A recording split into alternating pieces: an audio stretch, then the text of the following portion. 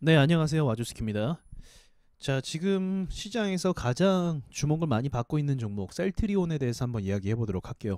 이거 물린 분들도 꽤 많을 것 같은데 대응을 어떻게 해야 되는지 말씀을 드려보도록 하겠습니다. 자, 셀트리온이 롱바디 음봉을 맞았어요. 그 롱바디 음봉을 맞는 건 사실은 어떻게 보면 당연하죠. 왜냐하면 상투권이니까 항상 주식은요. 이 이격도를 잘 보셔야 되는데 이 이격도를 높이고 각도를 틀어 올릴 때 음봉이 나와요. 큰 음봉이. 자, 음봉이 나와요. 그리고 다음에도 각도를 크게 올리면 이렇게 음봉이 나옵니다. 그리고 이번도 역시나 이번은 이전과 다르게 더 큰 각도로 틀어 올렸어요. 왜냐면 급등 후 계단형 만든 다음에 급등 나오고 이게 제일 대시세 가는 좋은 차트거든요. 그리고 나서 이제 음봉이 나왔습니다. 그래서 아마도 이제 이 흐름을 보고 들어간 분들이 많기 때문에 이 음봉에 대해서 굉장히 당황했을 거예요. 특히나 이제 셀트리온이라고 한다면 우리나라 대표 바이오 제약주이고 시가총액이 7조인데 이 7조짜리가 마이너스 마이너스 14% 3%를 맞다니 이게 믿기지가 않는 상황이라고 볼 수도 있습니다. 그런데 뭐 그 사실은 주식은요 시가총액 다 큰 걸 떠나서 이격도가 과열되면 큰 폭으로 조정을 받을 수밖에 없습니다. 자, 그럼 어떤 식으로 대응을 해야 되는지 말씀을 드려볼게요. 이 상태에서 지금 위치나 상황이나 또 재료도 중요하거든요. 만약에 이 친구가 셀트리온이 재료가 뭐 그 코로나 치료제를 지금 만들고 기대치를 받고 시장이 주목을 받으면 여기서 주워 담는 사람들이 많아서 그것을 바탕으로 상승하기가 쉬워져요. 상승이 쉬워져요. 예를 들면은 신풍제약도 예전 모양을 한번 보도록 해볼게요.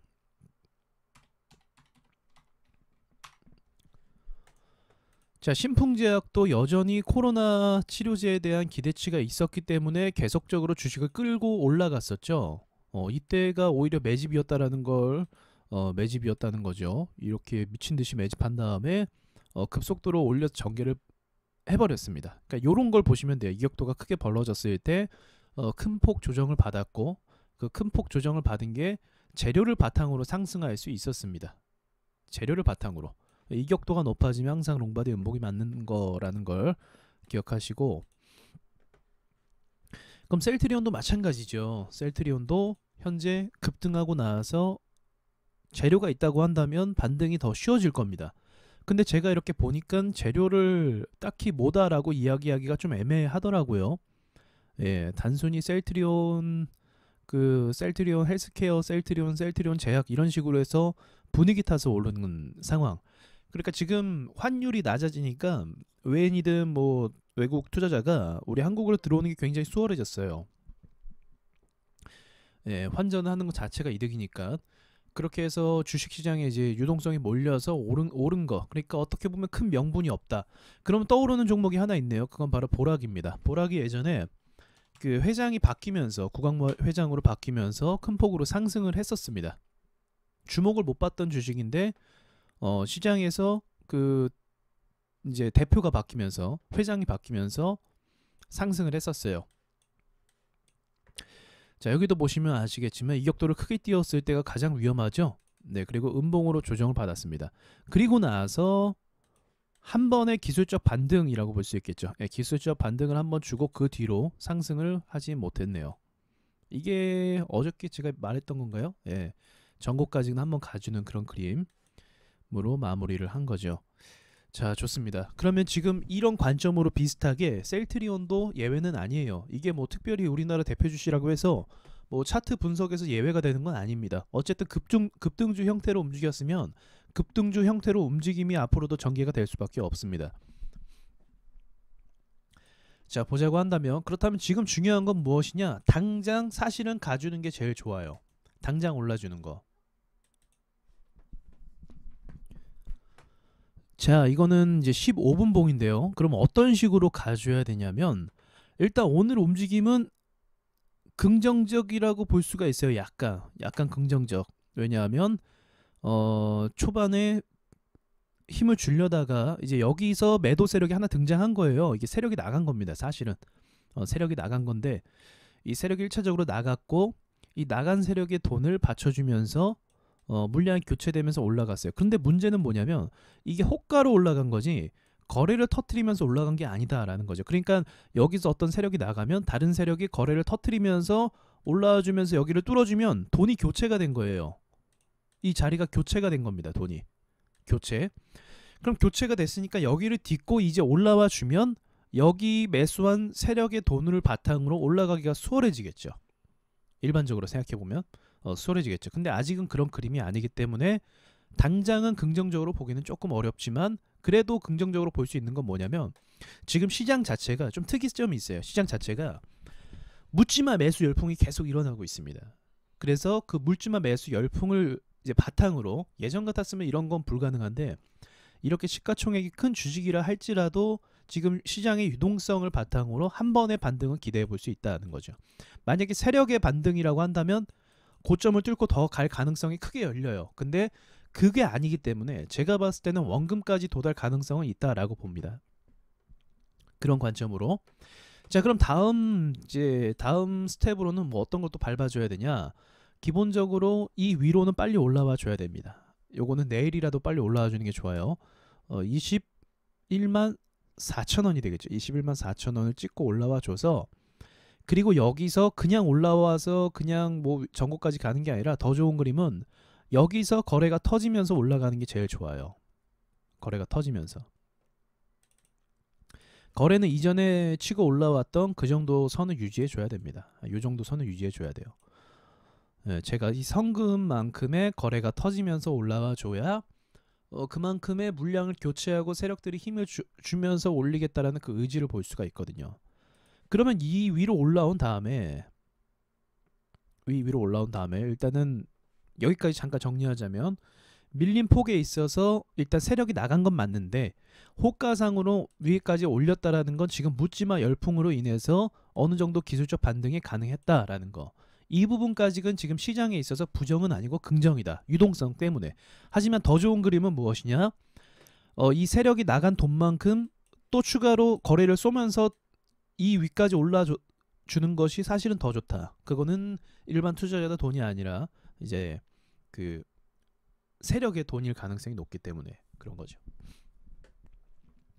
자, 그리고 이 위로 안착이 되어야 합니다. 그럼 이 위로 안착이 된 다음에 그 다음은 또 어디를 가져야 되냐? 그 다음 템포는 여기를 가져야 돼. 그 다음 스텝으로는 22만 7천원을 가져야 돼요. 21만 7천원을. 21만 7천원을 때려도 좋아요. 때려도 좋고 21만 7천원 가는 게 좋습니다. 만약에 이 시나리오가 이제 벗어나서 만약 21만 7천원을 뚫고 거래 쏘면서 올라가면 이제 그 뒤로는 좀 홀딩을 해봐도 되거든요. 보유를 해봐도 돼요. 근데 이제 안 좋은 시나리오를 또 말씀드려 볼게요. 자, 안 좋은 시나리오는 무엇이냐면 이제 여기 올라가는 것에 대해서 일체 실패하는 경우가 생기겠죠. 이 라인을 이제 탈환하지 못하고 다음날 갭 띄우면 더 좋은 거고 내일 갭 띄우면 더 좋은 거고 여기를 실패해서 밀릴 경우에는 기본적으로 여기 있죠. 여기 이제 과열 3일 동안 과열 투자 과열 단계에 진입했을 때 여기는 매물을 잘 못 받아줘요. 여기는 왜? 거래가 없으니까. 거래가 비어 있잖아요. 거래가 비어 있어서 여기 매물을 못 받아줍니다. 그래서 다음에 세력이 뭐 들고 있는 자리 제가 봤을 때 한 요 박스권이거든요. 16만 5천원에서 18만원 사이거든요. 여기까지 밀릴 가능성이 있어요. 그럼 여기까지 밀리고 올라오면 그래도 좋은 거죠. 밀리면 이제 어떤 상황이 이렇게 전개가 되느냐 이런 식으로 갈 수도 있고 이렇게 되면 기본 한 달은 좀 걸린다고 봐야 돼요. 왜? 여기서 오늘 여기서 밀릴 때 이거 분명히 매수한 사람 많습니다. 이거 밀릴 때 저평가 믿고 매수한 사람들 분명히 많아요. 이 많은 사람들이 여기도 물린 사람 있겠죠. 셀트리온 상승하니까 지금 이 두 팀이 있어요. 두 팀. 이 팀은 이제 올라가는 거 올라탄 돌파 매매 팀. 이 밑에는 떨어지니까 좋다고 받은 저평가 팀이 있습니다. 이렇게 저평가 매수한 팀이 두 팀이 있는데 여기로 또 밀어버리면 이 두 명이 다 물리게 되는 거예요. 그리고 나서 이제 여기 매물대가 받아줘야 되는데 얘네의 압박이 강하면 여기도 뚫어버립니다. 얘네 매수한 사람들 여기 팀들이 매도로 전향을 해버리면 분위기에 따른 거죠. 그거는 매도로 분위기를 바꿔버린다라고 하면 여기도 뚫어버리면 그때는 이제 다시 올라오는데 3개월이 걸립니다. 3개월. 지금 여길 밟으면 한 달이 걸리고. 요거를 좀 체크하면서 이 기간의 차이를 좀 보시면 좋겠어요. 자, 그러면 이제 이전 차트를 한번 보면서 그 차트의 움직임이 정말로 그런지를 한번 보도록 해볼게요.